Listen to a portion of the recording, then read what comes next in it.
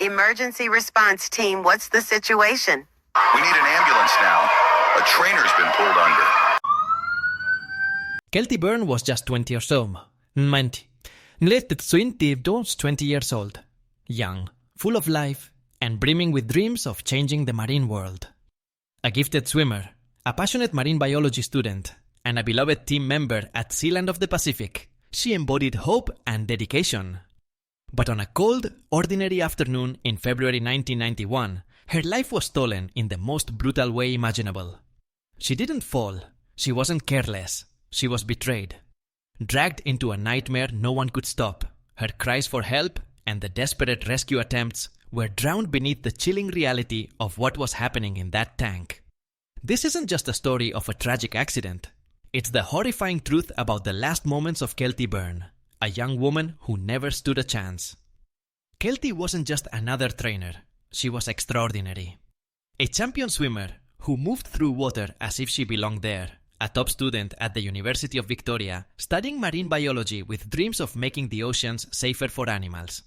But most importantly, she was a young woman with a heart full of love for the sea, its creatures, and the people around her. She wasn't driven by fame or money. For Kelty, it was simple. She believed she could make a difference. So when she took a part-time job at Sealand of the Pacific in British Columbia, it felt like a dream come true. Working up close with orcas, the gentle giants she had admired since childhood. What could be better? She wasn't just their trainer, she was their caregiver, their friend. Every morning, she brushed their teeth, prepared their meals with care, and spent hours building trust, often talking to them softly, as if they could truly understand. And perhaps, in some way, they did. But behind the smiles and the excitement was a reality no one dared to confront.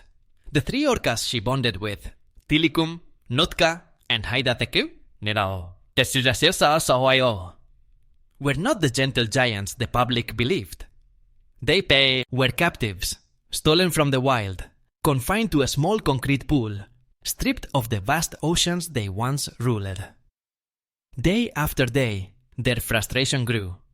Their psychological scars deepened. They were ticking time bombs. Kelty's kindness couldn't undo their captivity. Her gentle voice couldn't erase their trauma. She loved them, but the world they were trapped in had already twisted something inside them. She was in the water with creatures who, beneath their trained routines and playful performances, harbored more pain and rage than anyone could imagine. And on that fateful afternoon, it all exploded. Sealand of the Pacific was no sea world. It was a small, modest marine park floating on the cold waters of Victoria, British Columbia. Its main attraction, 3 captive killer whales. Tilikum, a 6-ton, 22-foot male captured from Iceland at just 2 years old, ripped from his family pod. Haidateku, a dominant female taken from the wild and forced into artificial hierarchy. And Nootka, a female with a deeply troubled past, scarred by confinement and failed pregnancies. Together, they were crammed into a floating pen barely large enough for them to swim in circles. By day, they performed for crowds. By night, they were locked inside a pitch-black metal module called the module pen, a space so cramped, so suffocating, they had no room to escape each other. It was here that their psychological torment festered. The 2 females, Haida and Nootka, took out their frustration on Tilikum, raking their teeth across his body, leaving deep, bleeding scars. These weren't random attacks. They were daily lessons in dominance, captivity-induced aggression. But the most chilling part? The aggression wasn't just between the whales. It was building, mutating, shifting. Wild, free-roaming apex predators forced into confinement see their instincts twist. Their patience wears thin. The trainers, those who loved them, became part of a system that ignored the warning signs. Sealand's setup was a fragile powder keg, every interaction a gamble. Management believed that the orcas were controllable, that routines and shows could suppress the rage beneath the surface. But they were wrong. On February 20, 1991, the nightmare unfolded. A routine afternoon performance had just ended. The crowd, oblivious, filtered out as Kelty prepared to feed the whales. Then, a misstep. A slick patch beneath her foot. She slipped, plunging into the frigid tank. At first, no one panicked. She was a strong swimmer, familiar with these whales, but this time was different. As she surfaced, reaching for the edge, Tilikum grabbed her foot and dragged her under. What followed wasn't a coordinated attack. It was chaos. A deadly game between frustrated apex predators and a young woman fighting for her life. They pushed her, dragged her, tossed her between them like a rag doll. Each time she gasped for air, they pulled her back down. Witnesses described her desperate screams, the horror in her eyes, the helplessness of staff who could only watch as the orcas turned on their beloved Kelty Burn. Einer. This is the untold truth behind aquarium walls, the reality of captivity, the cost of human arrogance, and the tragic fate of a young woman who only wanted to make a difference. If you believe Kelty's voice deserves to be heard, share her story. Spread awareness, because these stories must be told, and we will not stay silent. Kelty Burns' colleague had become a plaything for the orcas, a horrifying reality for which Sealand was utterly unprepared. There were no emergency protocols, no tranquilizers, no physical barriers to separate her from the whales. The park's fragile setup left everyone powerless as agonizing minutes passed, each one stretching into an eternity of helplessness. Kelty fought with everything she had, but against 6-ton predators, human strength meant nothing. What had begun as a simple slip escalated into a fatal struggle no one could stop. As the minutes dragged on, a chilling realization set in. Kelty wasn't getting out alive. The staff scrambled into emergency mode, throwing life rings, rescue buoys, nets, and poles into the water in a desperate attempt to distract the whales and create an opening for Kelty to escape. But it was useless. The orcas ignored the chaos above, their focus locked solely on her. Kelty resurfaced one last time, gasping, coughing, her arms flailing toward the edge. Then came the most haunting moment of all, her trembling, terror-filled voice crying out, "I don't want to die!" Those words, raw and final, echoed across the water before she was dragged under again.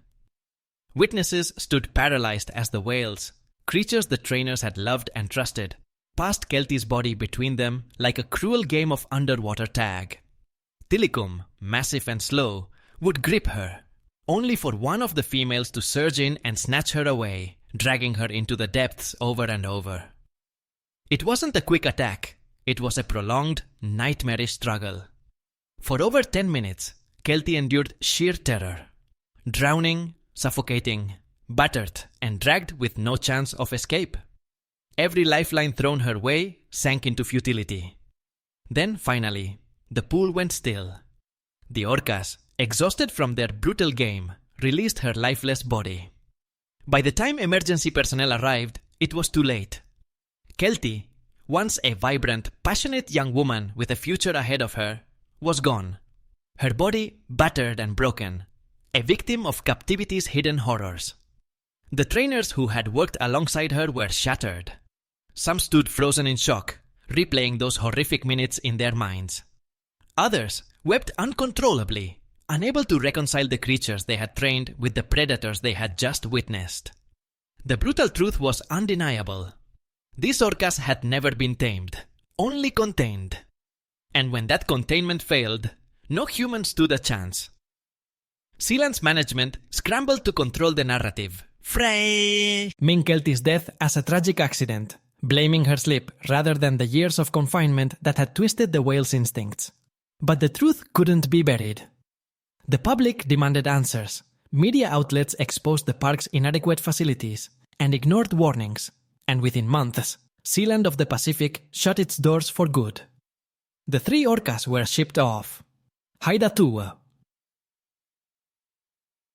and Nootka to other marine parks, and Tilikum, now marked by his first human kill, to SeaWorld Orlando.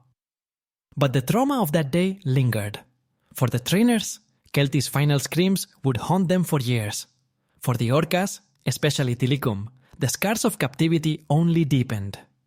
What happened at Sealand wasn't an isolated tragedy. It was the first chapter in a much darker story. At SeaWorld, Tilikum was marketed as a gentle giant, performing for packed crowds, his past buried beneath choreographed spectacles. But the rage never left him. In 1999, he killed again, a trespasser named Daniel Dukes, whose mutilated body was found draped over Tilikum's back. SeaWorld dismissed it as an accident. Then, in 2010, the world watched in horror as Tilikum seized SeaWorld trainer Dawn Brancho during a live show, dragging her underwater and thrashing her violently for 45 minutes before she died. 45 minutes before Thermasa. Kelty Burns' death had been the first warning, ignored. Daniel Dukes' was the second, buried. Dawn Brancho's was the final, undeniable proof that Captivity had broken Tilikum beyond repair. His story wasn't just about a killer whale, it was a damning indictment of an industry that prioritized profit over the well-being of intelligent, wild beings. Kelty's death sent shockwaves through her family, her friends, and the marine biology community. She had been a light, bright, passionate, full of promise, snuffed out by a system that refused to see the danger until it was too late. Her voice, like Tilikum's, deserved to be heard, not as a cautionary tale, but as a demand for change. All of that was stolen in a moment. No criminal charges were ever filed. No one was held accountable. There were no courtroom battles, no public reckoning, just a quiet, almost clinical shutting of Sealand's gates, as if closing the doors could erase the horror. For Kelty's family, the silence that followed was deafening. The corporate world moved on, but those who loved her never could. Yet her name refused to fade. Every time Tilikum's story was told, Kelty's resurfaced. The first warning, unheeded. The first life lost in a series of tragedies that would eventually expose the dark underbelly of marine entertainment worldwide. But beyond the headlines, beyond the controversies, Kelty Burn was so much more than a victim. She was a daughter, a sister, a friend, a young woman who loved deeply, laughed often, and believed in a future where humans and animals could coexist with respect and compassion. Her life was cut short, but her story echoes as a solemn reminder. When we silence nature, when we cage its wild heart for profit and spectacle, there is always a price, and sometimes that price is a life. Her name will not be forgotten, not by those who loved her, not by those who bear witness to her story today. Kelty Burns' horrifying final moments forced the world to confront a truth it had long ignored. Killer whales, no matter how well trained, no matter how familiar, are not performers. They are wild, sentient beings, predators born to rule the vast oceans, not to entertain us inside concrete walls. Her death was not just a tragic accident. It was the crack that split open decades of silence, exposing the uncomfortable questions about captivity, exploitation, and the dangerous illusion of human control over nature. Sealand of the Pacific may have shut its doors, but the ripples of that day still echo. Across every marine park, every stage show, every tank where wild creatures are forced to perform for applause. Every ripple in that pool whispers a haunting reminder. This should never have happened. If Kelty's story moved you, if you believe her voice still deserves to be heard, share it.